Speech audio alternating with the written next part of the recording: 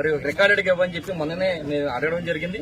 దాంతోపాటు ముఖ్యంగా చూస్తే ఈ రోజు ఇంకోటి ఏంటంటే అక్కడే బోర్డు పెట్టారు ఈ రోజు నుంచి ఇసుక అని చెప్పి.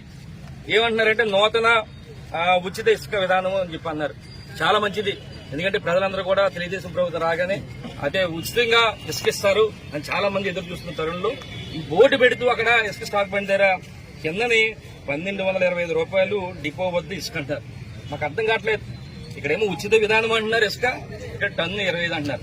ఒకటే కొడుతున్నా ఈ రోజు ప్రభుత్వం ఏమంటున్నారంటే మీరు 1225 కానీ కలెక్ట్ చేసేటట్టయితే ఈ ఉచిత ఇసుక అనేది మాత్రం తీసేయండి, నూతన ఇసుక విధానం పెట్టండి తప్ప ఉచితం పెట్టకండి.